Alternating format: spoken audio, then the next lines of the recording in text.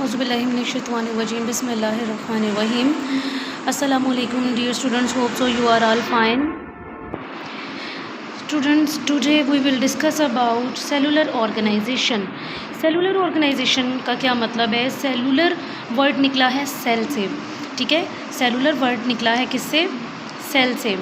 तो आपने परेशान नहीं होना कि ये सेलुलर क्या है। ये सेलुलर का मतलब सेल ही है, ठीक है।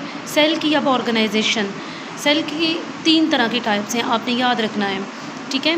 सेल को तकसीम किया गया है 3 इसकी टाइप्स में। एक होती है यूनिसेलुलर, सेकंड होती है मल्टी सेलुलर और थर्ड टाइप होती है कॉलोनियल टाइप, ठीक है। हम तीनों को जो है वो 1 बाय 1 डिस्कस करेंगे डिटेल में।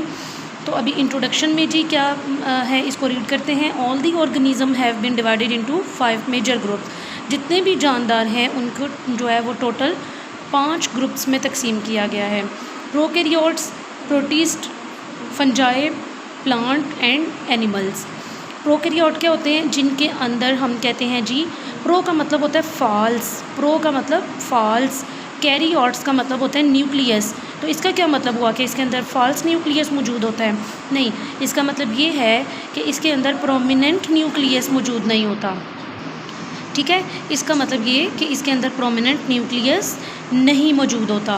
प्रोटिस्ट, फंजाई, एनिमल और प्लांट्स, ठीक है। All organisms are made of cell. जितने भी जानदार हैं बच्चे, चाहे वो प्रोकैरियोटिक हैं, चाहे वो यूकैरियोटिक हैं, चाहे वो हम कहते हैं जी कि क्या है वो, जो भी यूनिसेलुलर मल्टीसेलुलर है सेल से, चाहे वो एक सेल से मिलके बने हैं, चाहे वो ज़्यादा सेल से मिलके बने हैं, जितने भी जानदार हैं, माइक्रो और मैक्रो, सॉरी, ठीक है, माइक्रो और मैक्रो जितने भी हैं ये सेल से सब मिलके बने हैं। There are 2 basic type of cell. Cell की जो बेसिकली टाइप्स हैं वो 2 हैं। The organism in first group are made of prokaryotic cell. एक को हम क्या कहते हैं? Prokaryotic cell. प्रोकैरियोटिक सेल का मतलब कि इसके अंदर जो है वो फॉल्स न्यूक्लियस है। इसका मतलब कि इसके अंदर प्रोमिनेंट न्यूक्लियस मौजूद नहीं है।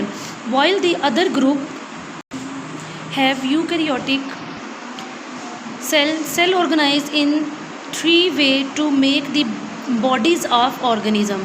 सेल जो है उनके वो 3 तरीके से जो है वो ऑर्गेनिज्म की बॉडी को बना रहे हैं। सेल में एक यूनिसेलुलर, मैंने जैसे कि बात की, 3 तरह के हैं, यूनिसेलुलर, कॉलोनियल और multi cellular organization. And the organism formed through these organization are unicellular organism, colonial organization and multi cellular organization या ऑर्गेनिज्म।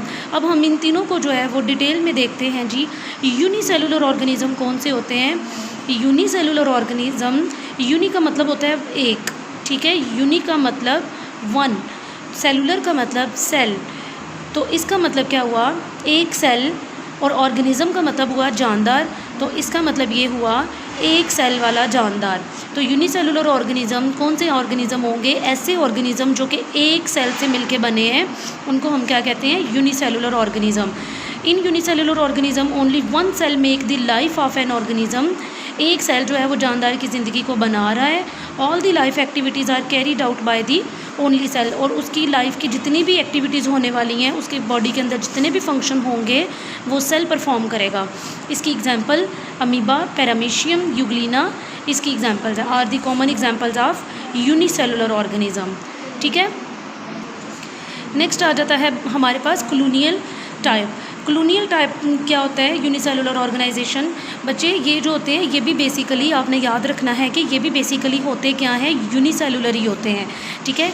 लेकिन ये कॉलोनीज़ बना के रहते हैं। जैसे हम लोग नहीं होते, हमारे हम लोगों ने टाउन्स बनाए हैं, कॉलोनीज़ बनाई हैं, ठीक है।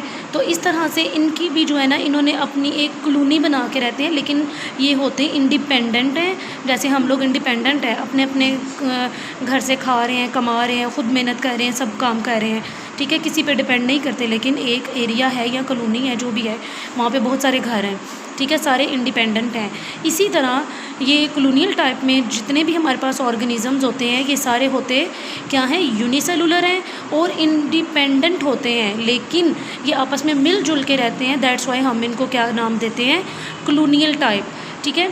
In colonial type of cellular organization many unicellular organism live together but do not have any division of labor among them.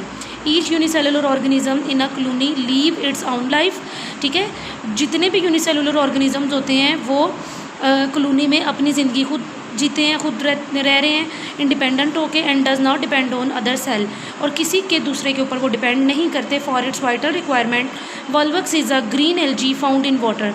वॉल्वक्स जो है वो आपको पता है पानी में रहता है, एक ग्रीन एल्गी है। डेट शो क्लोनियल ऑर्गेनाइजेशन, ये 100 ऑफ वॉल्वक्स सेल्स में एक क्लोनी, हंड्रेड्स ऑफ सेल्स जो हैं वो वॉल्वक्स यानी कि हंड्रेड्स ऑफ वॉल्वक्स जो हैं वो एक कॉलोनी बनाती हैं। ठीक है, ये वॉल्वक्स जो है वो इसकी एग्जांपल है। ठीक है, नेक्स्ट हमारे पास इसकी थर्ड टाइप आ जाती है मल्टी सेलुलर। मल्टी सेलुलर किसको कहते हैं बच्चे? मल्टी का मतलब होता है मैनी। ठीक है, मैनी, जैसे यूनी का मतलब क्या था? वन, मल्टी का मतलब मैनी, तो मैनी सेल्स, ऐसे जानदार जिसमें बहुत सारे सेल्स पाए जाते हैं उसको हम क्या कहते हैं? Multi cellular. Cells are organized in the form of tissue, organ and organ system. Frog and mustard are the familiar example of multi cellular organization. इसमें हमारे पास दो एग्जाम्पल्स आ जाती हैं, एक हमारे पास मल्टी सेलुलर में ये मस्टर्ड प्लांट की और सेकेंड फ्रॉग की।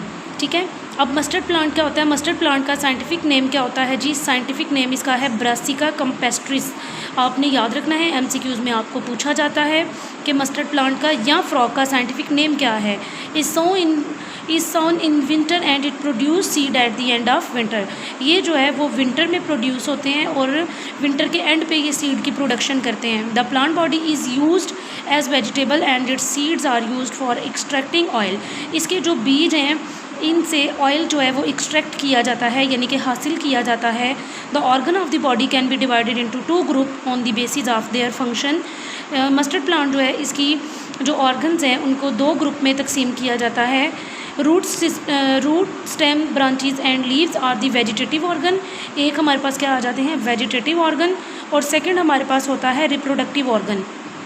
अब बच्चे वेजिटेटिव ऑर्गन क्या होते हैं? जो कि सेक्सुअल रिप्रोडक्शन में इन्वॉल्व नहीं होते। ठीक है, इनका कोई रोल नहीं होता सेक्सुअल रिप्रोडक्शन में। वो कौन कौन से हैं? रूट, स्टेम और ब्रांचेस, लीव्स। ठीक है, जबकि फ्लावर और द रिप्रोडक्टिव पार्ट, ये दो टाइप्स हैं, आपने याद रखना है, इनमें डिफरेंस आ जाता है। वेजिटेटिव ऑर्गन और रिप्रोडक्टिव पार्ट में क्या फ़र्क है? तो वेजिटेटिव वो होते हैं जो सेक्सुअल रिप्रोडक्शन में इन्वॉल्व नहीं हैं। वो कौन से हैं? Root, stem, branches and leaves. और फ्लावर जो है वो रिप्रोडक्शन में इन्वॉल्व होता है। ठीक है, तो इसको हम ये सेक्सुअल रिप्रोडक्शन में इन्वॉल्व होता है तो हम कहते हैं कि ये रिप्रोडक्टिव ऑर्गन है। ठीक है, और इसकी वजह से फिर आगे फ्रूट और सीड की जो है वो प्रोडक्शन होती है। ठीक है, नेक्स्ट हमारे पास आ जाता है जी फ्रॉग। फ्रॉग का साइंटिफिक नेम क्या है बच्चे? Rana tigrina. Show the multi cellular organization. The body is made of organ system and each organ system consist of related organ. All the organ are made of specific tissue, epithelial, glandular, muscular, nervous. ठीक है, ये tissues इसके हैं, उनके नाम है। Some organ and organ system of frog have been described in the practical activity given next.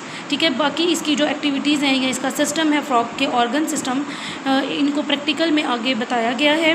ठीक है, मैं आपके साथ प्रैक्टिकल की वीडियो शो करूँगी, जो है आप उसको जो है वो ज़रूर देखिएगा। ठीक है स्टूडेंट्स, हमारा चैप्टर नंबर 1 जो है वो कंप्लीट हो गया है।